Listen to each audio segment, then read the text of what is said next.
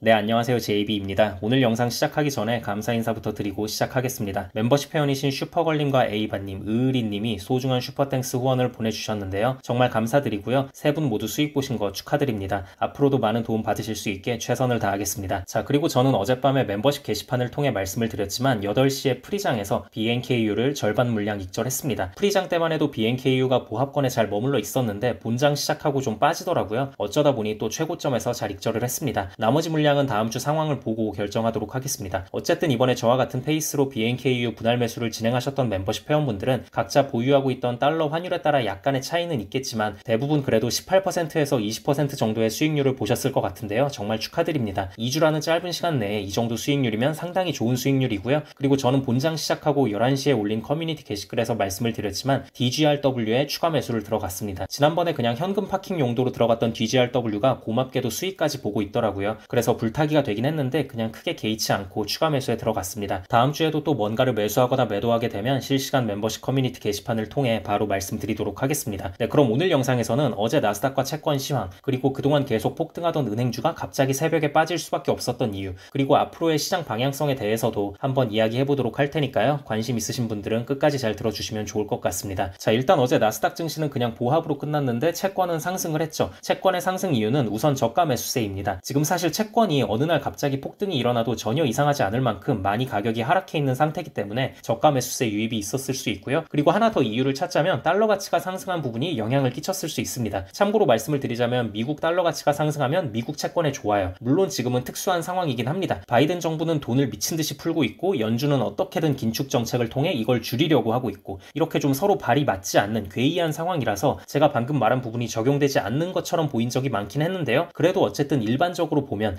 역사적으로 보면 달러 가치가 상승하면 채권에도 좋습니다. 결국 채권이라는 게 그 나라 자국 통화 가치에 기반을 둔 자산이기 때문에 그렇습니다. 물론 또 예외의 경우가 있기는 해요. 이게 이래서 경제가 어려운 건데 아무튼 예외는 어떤 경우냐, 미국 달러 가치가 너무 심하게 오르는 경우, 이 경우에는 오히려 채권이 하락할 수 있습니다. 왜냐면 미국을 제외한 다른 국가들에서 달러 환전 비용이 너무 많이 들면 아예 미국 채권을 사는 걸 포기해버리는 상황이 벌어질 수 있기 때문에 그런 건데요. 아무튼 너무 심하게 달러 가치가 오르는 건 좋지 않고 그냥 적당히 올랐을 경우에 미국 채권에 좋다, 이렇게 정리해서 알고 계시면 좋을 것 같습니다. 그럼 어제는 도대체 왜 달러 가치가 올랐냐? 심지어 파월이 FOMC도 비둘기파적으로 끝냈는데 이게 이럴 수가 있냐? 라고 생각하는 분들이 계실 텐데요. 요즘 돌아가는 상황 자체가 달러 가치 상승에 유리하게끔 돌아가고 있어요. 일본이 17년 만에 금리 인상 결정을 하며 마이너스 금리 시대를 끝냈지만 그 내용 자체가 워낙 비둘기파적이었고 완화 정책을 지속할 거라고 말했기 때문에 준기축통화인 엔화의 가치가 하락했었잖아요. 이렇게 되면 당연히 상대적으로 미국 달러 가치는 상승할 수 있는 부분이 있죠. 그리고 또 며칠 전에는 선진국들 중에 처음으로 스위스가 금리 인하를 가장 먼저 실시했습니다. 스위스의 프랑도 달러 인덱스에 속해 있는 준기축 통화이기 때문에 상대적으로 미국 달러 가치 상승이 있을 수 있었고요. 또 여기에 어제는 중국 인민은행이 위안화 환율 방어 기준점을 1달러당 7.1 위안으로 내려버린 거예요. 물론 중국의 위안화는 도저히 신뢰할 수 없고 믿을 수가 없는 자산이기 때문에 준기축 통화는 아니지만 그래도 중국 경제 규모가 크기 때문에 미국 달러 가치에 영향을 줍니다. 그래서 인민은행의 이 같은 조치에 미국 달러 가치가 상대적으로 오른 부분이 있습니다. 아무튼 이러한 요소들 때문에 어제 채권이 상승했다고 보시면 될 것 같습니다. 그리고 주식시장 이야기 좀 해보자면요. 목표 주가 상향 보고서가 나온 엔비디아와 구글은 잘 상승을 했지만 나머지는 그냥 눈치만 보다가 보합권에서 끝이 났어요. 근데 그중에 요즘 잘 오르던 은행 섹터의 하락이 눈에 들어왔는데요. 네드 데이비스 리서치에서 은행들이 곧 유동성 문제를 겪을 수 있다는 의견이 나온 거예요. 왜냐면 연준이 계속해서 긴축을 하고 있기도 하고 또 미국은 4월에 기업들이 법인세를 납부하고 개인들도 소득세를 납부하거든요. 근데 지금 금리가 너무 높아서 사람들이 이자 수익도 많이 받았을 거고 또 작년부터 주식시장도 워낙 잘 상승을 했으니까 다른 때보다도 내야 할 세금이 훨씬 더 많아질 거라는 거죠. 그래서 4월에 낼 이 세금을 감당하려면 갖고 있는 주식을 팔거나 은행에 예금해 둔 돈을 찾아서 꺼내 쓸 수밖에 없기 때문에 이렇게 되면 은행들 입장에선 굴릴 수 있는 돈이 그만큼 줄어들게 되니까 악재로 볼 수 있습니다. 그리고 은행주뿐만이 아니라 주식시장 전체적으로도 썩 별로 좋을 건 없겠죠. 방금 말씀드렸다시피 은행들이 돈을 많이 못 굴린다는 것 자체로도 굉장히 안 좋은 상황인데 거기에 또 개인과 기업들이 세금을 내야 해서 주식을 파는 경우가 생길 수 있으니까요. 그래서 이런 부분들 때문에 지금 월가에서는 4월에는 주가 흐름이 별로 좋지 않고 조정을 좀 받을 수 있다는 말이 많이 나오고 있습니다. 이 부분은 참고하고 계시면 좋을 것 같고요. 근데 이제 이 부분에 대해서 제 생각을 말씀드리자면 올지 안 올지 아직은 100% 확신할 수도 없는 조정이 무섭다고 해서 시장을 완전히 떠나 있는 건 좋지 않은 판단이라고 보고요. 그리고 혹시라도 조정이 온다고 해도 그게 뭐 그렇게 클 것 같지가 않습니다. 그리고 조정이 오면 오히려 너무 좋죠. 물론 부분익절 같은 거 아예 안 하는 장기 투자자분들은 조정 따위 없이 무조건 원웨이로 쭉 상승하는 게 더 좋긴 하겠지만 저 같은 경우에는 장기 투자자지만 어느 정도 물량은 중간중간 부분익절과